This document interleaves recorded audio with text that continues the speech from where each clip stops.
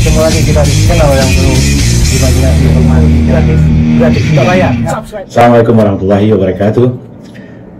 Senang berjumpa lagi dengan teman-teman semua. Apa kabar? Mudah-mudahan Anda semua selalu dalam lindungan Allah Subhanahu wa taala. Keinginan untuk menjadi lebih sejahtera adalah bagian dari kehendak setiap makhluk.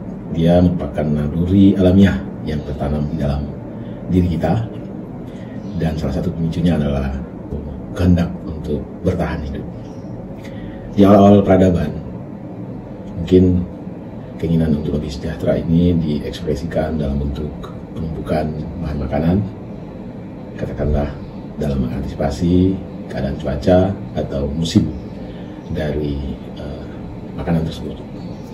Tetapi dalam peradaban modern, setelah adanya konversi keringat yang diwujudkan dalam bentuk uang, dalam bentuk mata uang, maka penumpukan itu dilakukan dengan meningkatnya saldo rekening atau jumlah uang yang dipegang, jumlah uang yang dikuasai. Keinginan-keinginan tersebut telah memicu banyak ragam cara orang dalam mencari kekayaan dalam rangka meningkatkan kesejahteraan. Dan cara mereka mencari bagi sekelompok orang juga memanfaatkan keinginan-keinginan yang tidak terbendung dari manusia yang merupakan kehendak alamiahnya, ingin hidup lebih panjang, ingin hidup lebih sejahtera, ingin hidup lebih terjamin. Dan keinginan yang besar ini kalau tidak diikuti oleh perangkat analisa yang kuat, tingkat kehati-hatian yang tinggi, maka alih-alih untuk mendapatkan kesejahteraan, seringkali manusia malah terpuruk, tercampak, terdampar kepada keadaan yang lebih buruk. Jadi ada keadaan di satu sisi manusia ingin hidup lebih sejahtera, tetapi tidak punya perangkat analisa akal sehat. Yang ada di mata mereka adalah nafsu belaka, dan itu dibarengi lagi oleh sifat naturalnya yang katakanlah malas bekerja atau tidak mau bekerja, yang capek-capek. Di sisi lain ada manusia yang cerdas, yang tahu bahwa ada manusia, setiap manusia ingin sejahtera, dan ada kelompok manusia yang malas bekerja dan tidak punya kehati-hatian. Yang ada di benak mereka hanya keinginan untuk sejahtera dengan katakanlah effort yang sekecil-kecilnya. Nah, orang-orang cerdas ini memanfaatkan situasi ini untuk memperdaya. Caranya macam-macam. Ada yang secara konvensional hanya katakanlah dalam tanda petik menipu satu orang, dua orang, atau sekelompok orang. Tapi seiring dengan berkembangnya teknologi informasi, maka cara-cara mereka untuk menipu, memperdaya ini juga mengikuti perkembangan teknologi, sehingga korbannya itu lebih masif dan hasil yang mereka dapatkan juga lebih luar biasa dahsyatnya. Bagija ingin bercerita beberapa hal yang Bagija pernah alami. Alami itu maksudnya bukan mengalami sendiri, tapi mendengar dari teman, dan beberapa di antaranya mengalami sendiri, tentang bagaimana canggihnya atau pinternya orang-orang dalam mengembangkan ilmu tipu menipunya. Mungkin teman-teman juga pernah mendengar ada istilah dulu mama minta pulsa. Ya, ini penipuan kecil-kecilan yang dilakukan sekelompok orang dengan memanfaatkan teknologi, menebar informasi secara acak ke beberapa nomor handphone yang mengatakan bahwa ada saudara, anak, atau suami, atau siapapun orang-orang dekat dari mereka yang di SMS ini sedang mengalami musibah macam-macam. Ada yang ditangkap karena narkoba, ada yang karena kecelakaan dan segala macam. Intinya minta dikirimi uang sebagai katakanlah down payment dari case yang dihadapi.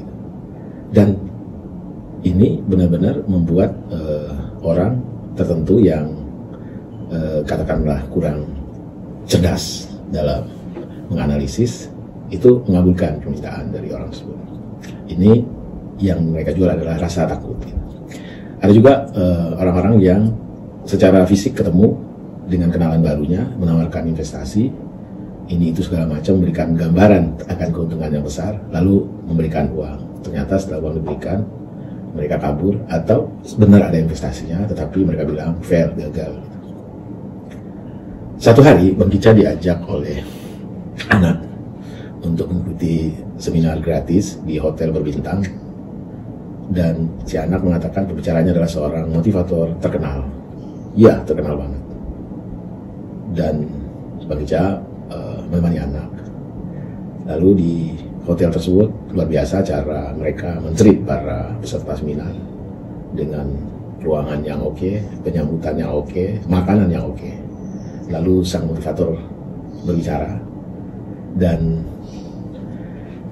isi dari pembicaraannya intinya adalah cuci otak, bahwa dia tadinya bukan orang sukses, tapi bagaimana dia merebut sukses dia terangkan, dan salah satunya adalah dengan berbelanja, berinvestasi dalam bidang properti.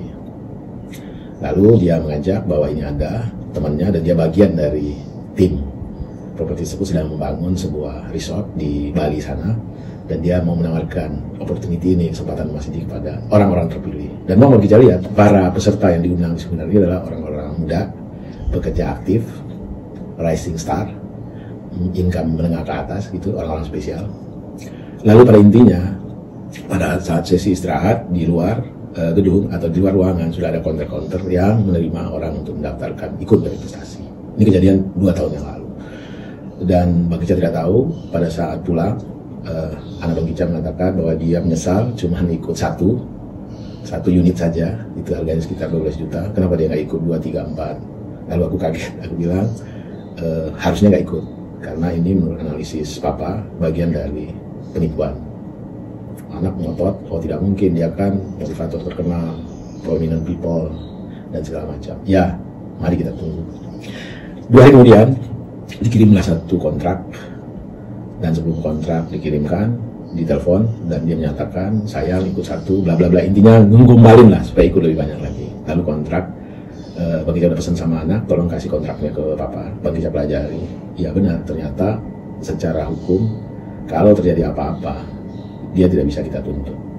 Tapi satu hal lagi, dia bukan merupakan, maksudnya perusahaan yang menawarkan, yang melakukan perikatan di kontrak ini bukan bagian dari owner dari proyek tersebut. Memang ada proyek tersebut, dan perikatan antara owner proyek dengan katakanlah perusahaan yang mengadakan event di hotel ini, yang menawarkan investasi kepada para anak muda ini adalah perikatan pemasaran belaka. Ya, itulah pelajaran berharga yang harus dibayar oleh anak Bang Kicca. Lalu ada lagi tetangga menangis-nangis datang ke rumah karena dia merasa tertipu. Dia mendatangin kantor pajak untuk menagih hadiah dengan alasan dia sudah membayar pajak. Lalu Bang Kicca bertanya apa duduk perkaranya. Dia mengatakan bahwa dia menerima surat bahwa dia adalah orang yang terpilih mendapatkan hadiah mobil, dan untuk menebusnya dia harus membayar sejumlah uang tertentu sebagai pajak. Lalu menunjuk ke rekening tertentu, dia bayarlah uang tersebut dan dia mau mengklaim mobil ke kantor pajak. Tentu saja ini adalah penipuan. Begitulah, dan itu masih cara-cara konvensional. Yang tertipu itu adalah orang perorangan dan sekelompok orang. Tetapi yang kasus saat ini terjadi adalah kasus yang luar biasa dahsyatnya. Apa yang dinamakan dengan katakanlah ya trading robot, macam-macam lah nama platformnya. Dan ini benar-benar telah menimbulkan korban yang luar biasa masif. Air mata darah banyak mengalir. Dan ini benar-benar penipuan yang kalau dibiarkan oleh negara, setiap orang bisa kena gitu. Karena apa? Karena yang tadi itu ada kehendak untuk lebih sejahtera, di sisi lain juga ada naluri malas bekerja. Tiba-tiba ada orang yang mengiming-imingi keuntungan yang luar biasa dan caranya amat mudah, hanya sekedar katakanlah melakukannya tanpa bertemu fisik. Semuanya serba digital. Nah, kalau ini yang terjadi, negara tidak hadir, membiarkan, dan semakin banyak korban, tentu ini sangat berbahaya bagi bangsa ini. Karena apa? Karena ini kan benar-benar para predator keringat ini dengan tega-teganya merampas. Mungkin dalam bank yang mereka rampas itu adalah dana untuk menghadapi hari tua dari orang-orang yang korban middle age ke atas gitu. Dan mungkin juga ini adalah modal kerja dari orang-orang yang tadinya punya katakanlah usaha bisnis, kemudian karena teriming-imingi semua modal kerja mereka taruhkan di sana. Mungkin juga ini adalah bagian dari saving mereka untuk menyekolahkan anak mereka karena diiming-imingi dengan keuntungan yang luar biasa, maka mereka pertaruhkan di sana. Jadi ini kalau dibiarkan secara cepat akan bisa membunuh pertumbuhan ekonomi, membunuh apa yang namanya itu produktivitas anak bangsa. Kita berharap bahwa otoritas yang seharusnya menertibkan hal ini benar-benar bekerja dengan sepenuh hati, bekerja dengan tuntas agar tidak bergelimpangan lagi korban-korban, dan itu tentu pada ujungnya tidak bagus bagi bangsa ini. Demikian kicau pendek tentang bahaya predator keringat yang memanfaatkan naluri ingin lebih sejahtera dari manusia dan basic karakter yang malas bekerja untuk mencari keuntungan. Wabillahi taufik wal hidayah. Wassalamualaikum warahmatullahi wabarakatuh. Sekali lagi, hati-hati. Setiap rupiah yang ada dalam kendali Anda, jangan sampai itu keluar tanpa memperhitungkan risiko. Karena begitu keluar dari kendali Anda, maka Anda sudah kehilangan. Salam sehat dan bahagia.